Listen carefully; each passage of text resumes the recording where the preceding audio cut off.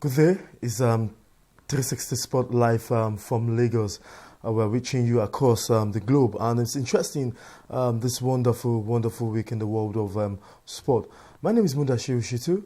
I'm your anchor in the next minutes as regards to 360 Sport and what's going on across the globe. It's still the era of reopening of sporting activities in Nigeria, and that's talking about the COVID-19 pandemic. It's not more news that the federal government has insisted that no sporting facilities or avenues or centers will be opened. But before then, we had the Lagos State Sport Writers Association, in conjunction with the Lagos State Sports Commission, giving palliatives in the spirit of COVID-19 to the members. Lagos State Sport Writers Association have a lot of members, and it was in that spirit that the commission and also the association, in conjunction also with OJ's Entertainment, shared interesting moments with them, showing them solidarity to all members that have been affected by the pandemic as a result of the lockdown. We also spoke with the chairman of Lagos State Sports Association, Debo Oshundu, and not forgetting we also rounded up with the GG of the Lagos State Sports Commission, talking about Honorable Toyin Abdulgafar Boluaton. Enjoy this. When we come back, we have a special guest who is going to be talking about corruption, talking about tackling corruption and the development of sports in Nigeria. Stay tuned. The inform is just in line with what the state government has been doing to just give relief to our citizens, and Swan being our immediate constituency, we have little or no option than to support them. Just in line with the program of the state. Well, let me start by thanking the Governor of Lagos State, Mr. Babajide Olushola Sanwo-Olu, the Chairman of Sport Commission, and the DG Sport Commission. They've done so well for us. And you know, in any given situation, journalists are always at the receiving end. People always say that journalism is a thankless job. Even during the lockdown, when everybody were at home, we are still working. So they realized that we need support. And we had discussion, and they said they will see the best way they can assist us. Just for our members to have something to hold on to for a few weeks. It's tough for everybody, but it's a fight that all of us have to put our hands together and see that we defeat this pandemic. And anyway, what matters to me as the chairman is the welfare of our members, and in any way or form that we can achieve that with the support of my ESCO, that is what we are seeing today.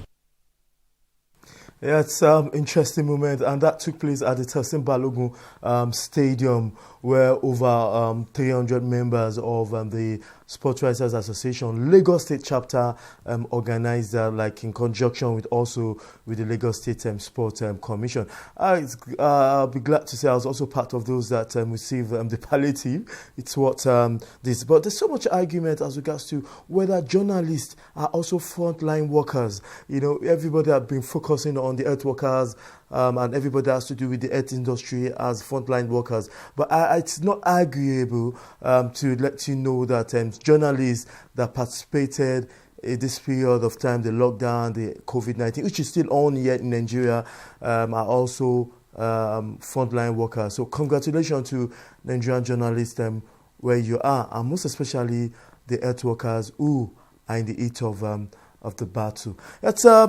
I'm having my guest, Eze Aloysius, who is the Executive Director, Player Nigeria. Eze Aloysius, hello, sir. Thank you. Hello, good afternoon. Good afternoon. Yet, it's good to have you on the show. We're going to look at some certain things which you are passionate about, which has also been lacking in journalism in Nigeria.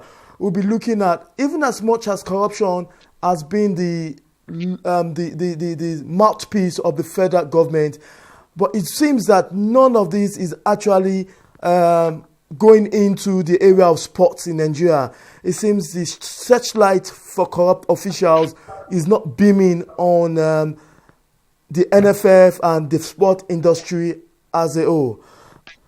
And you're passionate about it. So what do you think is the reason why, regardless to the corruption fight of the federal government, it seems as if the searchlight is not on the sport industry?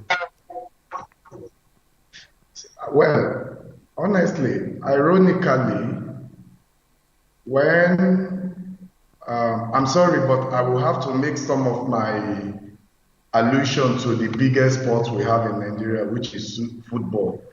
Ironically, when the NFF president was alleged to have been immersed in corrupt practices, one of the persons he hired as his lawyer was one of the top politicians we have in Nigeria now, who is now a minister.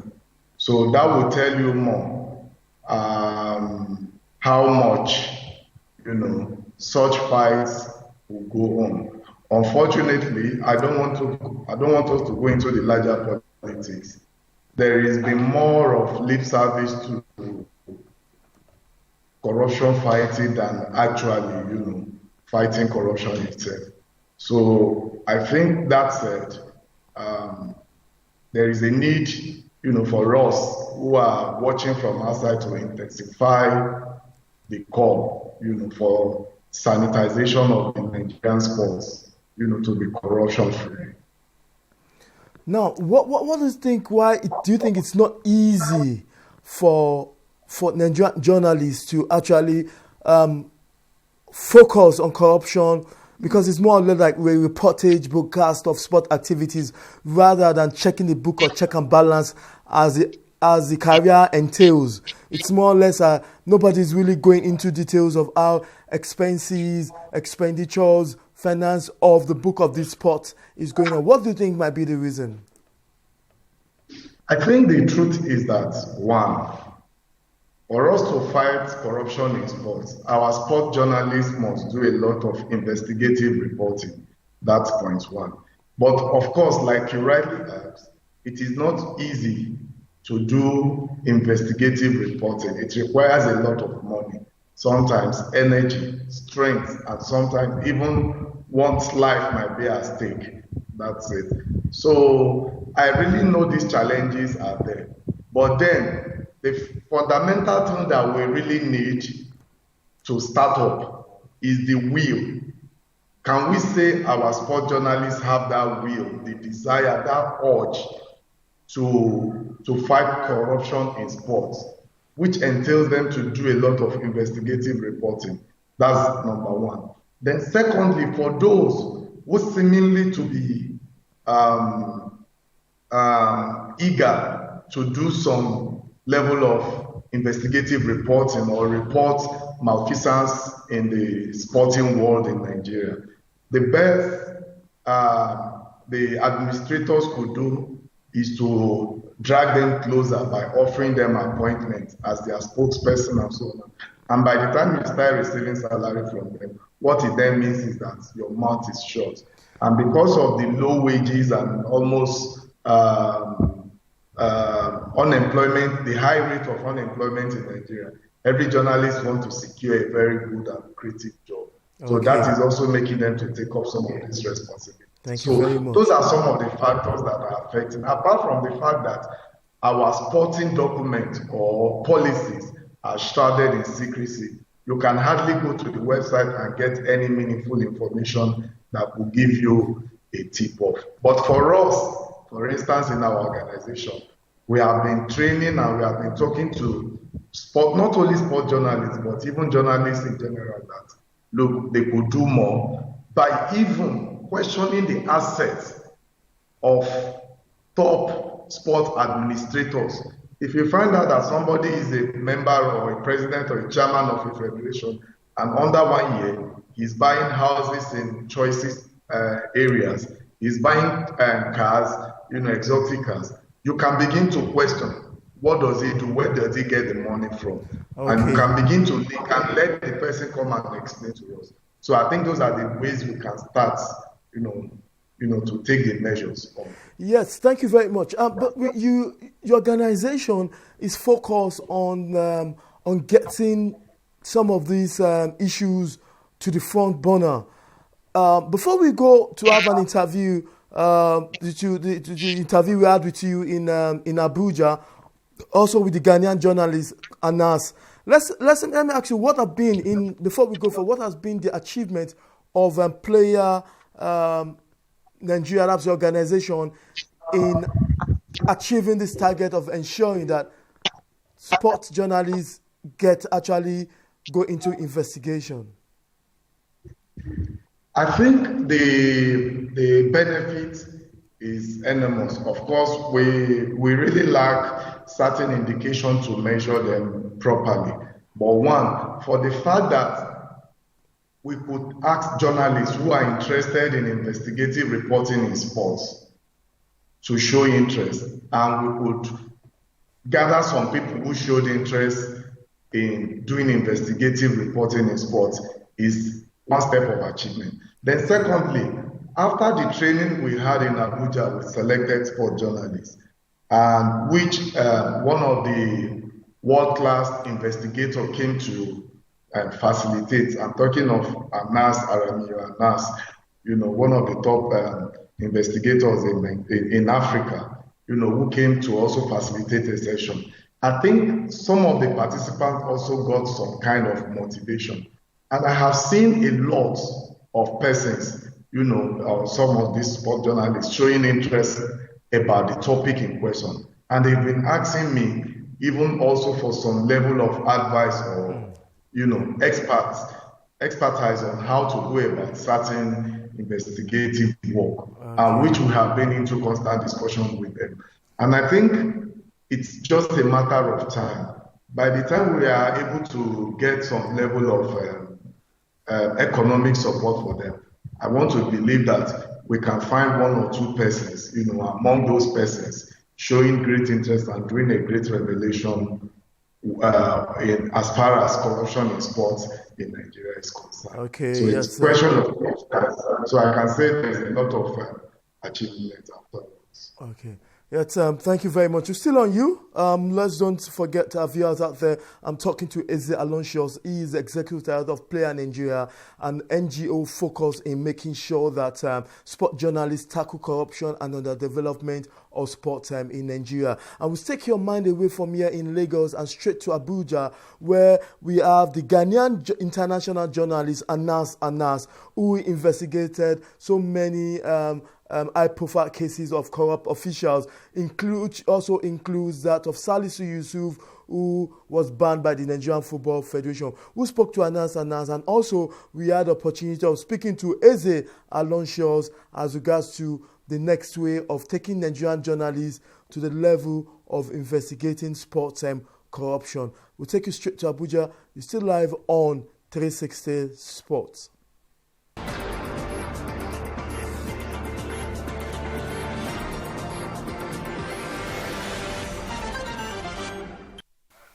I think it has impacted a lot on us.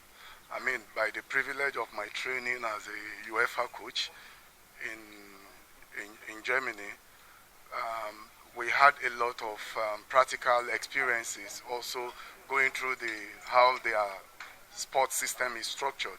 And you'll find out that we are next to nothing, compared to sport development. And the only thing responsible for this is corruption. Back to the football scandal, which looked at Africa as a whole, including Nigeria and many more people who probably were going to the World Cup. Also had over 100 sports officials, as well as over 60 referees spread across the length and breadth of the African continent. And of course, here in Nigeria, one of your coaches, Salisu Yusuf, who was then the Super Eagles coach, was caught in Ghana, our man in FIFA, and then also number 2 at the Confederation of African Football was also caught as I speak He has been suspended by both the Confederation of African Football as well as FIFA, and he's facing criminal prosecution back at home. So it was a wide-scale investigation that sought to look at football. And you see, football is also a game that is loved by many Africans. What perhaps motivated me to go into it was the fact that some time ago in Ghana, we had a football match that led to the death of 128 people in the stadium. There was a stampede. All this happened because people did not believe. People thought that the referee had taken money, and so was officiating the game in favor of another team. And when this happened, they got angry and they threw chairs, and 128 people died. Now, when you look at the record in Africa, you realize that many such deaths have occurred.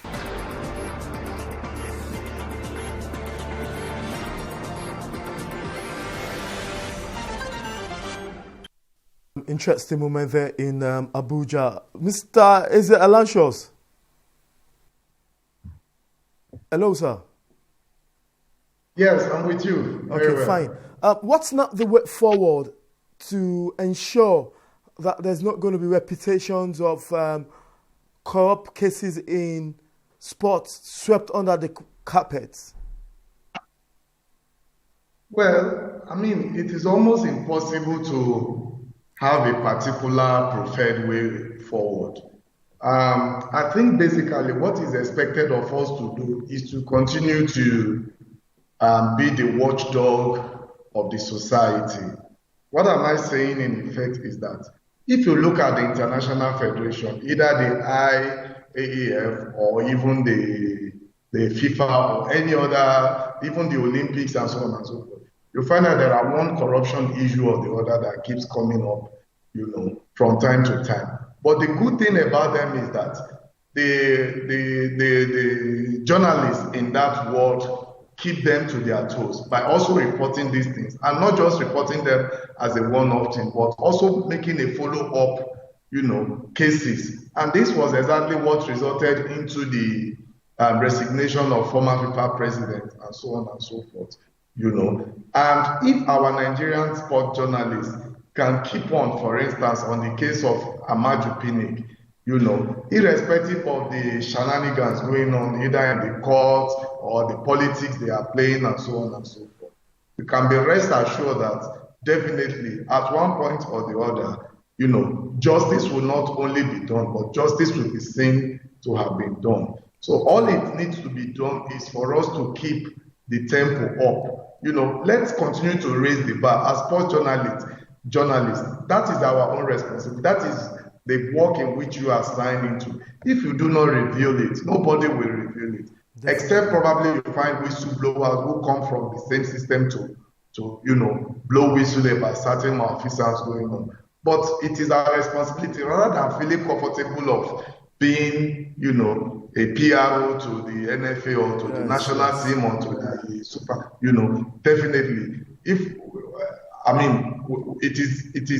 It should be our dream, to raise the bar and to make sure that the society is sanitized. Okay. Because that in itself has its effect on development of sport, especially at the grassroots. Okay. Aloysius, let me take you on this. Why is it that it's difficult? Ghanaian as Anas. Why haven't we gotten, or are they on the background and are known to us, high-profile sports journalists like Anas in Nigeria, and Ghana has it? Why is it that or are they as existing but we don't know so much about them on the front line? Hello? Hello, are you there? Yeah. I said, why? I didn't get the last word. Yeah. Journalists, high-profile investigative journalists like Anas, the Ghanaian has gotten that. Or have we gotten but they still remain unknown to us? Actually, the truth is that our society is different from that society. It seems that also in that society, people can see the truth and still speak against it. And then people will follow suit to condemn what is evil. But in our society, I think we are more of pampering, evil, and also rejecting the truth. Look, I give you a very good example. When Anas did that investigative work against Salisu Yusuf, who took bribe to fix a player in a match, he received more condemnation in Nigeria that were supposed to be applauding him. You understand? But in Ghana, they still respected. They knew that this guy is doing good. He did an investigation against God knows how many, over 100 high court judges in Ghana. And some of them resigned, some were sacked because they were caught in the web of the act. You understand? There was a need, and then the government acted appropriately. But in our own case, even our sport journalists condemned him. And some turned in as somebody who enticed people to commit crime. How can you commit crime? For goodness sake, known to us, our assistant coach then, Salisu, was earning almost $1 million or over $1 million every month. How many civil servants earn that? You understand? Even how many top politicians earn that every month? Yet, you could not go without collecting a bribe to fixing a player. And for as little as a bribe of $10,000, and you say they are enticing him. If Anas had brought in $1 million or $100 million now, so you can say, okay, it is a temptation beyond, But in this case, $10,000, for you to fix in a player, it shows the greed. It shows how wicked we are. It shows how rotten our society is. And that in itself tells you what most sport journalists, the potential in them, because we don't see it as evil. Even when somebody did it for us, we condemn the person. Okay. So you can see the balance. I think we have more of a societal problem than being an individual problem. No doubt, there are few persons, the likes of Kayode Thomas did a bit of job, trying to investigate and blow whistle. Of course, they got it, seriously hit, by taking him to court and so on and so forth. Not everybody can afford to hire a lawyer that would, take him from court. And that is how they threaten sport journalists who have compelling evidence against them. They will first take you to court because they know you cannot afford a lawyer. Then nothing is done. But for us as an organization, these are the areas we are looking into. For journalists who do good job in this field, who have been threatened by powers that be with legal, with litigation and so on and so forth. We want to look at how best we can support them, to encourage more persons. Mr. Aloysius, thank you very much for being part of today's program. Thank you very much. I hope next time we can also get you to give us other insights into tackling corruption and underdevelopment of sport in Nigeria. Anytime, please. Okay, thank you very much. Yes, we're back telling you that it's something so difficult. That's why we have Eze Aloysius, who is the executive director of Player Nigeria, an NGO involved in tackling corruption and underdevelopment of sports in Nigeria. And yes, if you're part of the show, I want us to continue the conversation. Hashtag tackling corruption in Nigeria. And I'm sure you can do that by following all our social media handles so that we could be playing our role in ensuring that tackling corruption and underdevelopment is not only in every sector of the economy, but also sport will be part of this. Thank you once again, viewers. I want to say good thank you for being part of this, and I want to say bye-bye for being part of this wonderful moment. Same time next week, we're going to give you wonderful, trending, exciting moments in the world of sport. Like I always say, that you should enjoy the rest of the day, but don't forget to keep and play safe. Bye for now.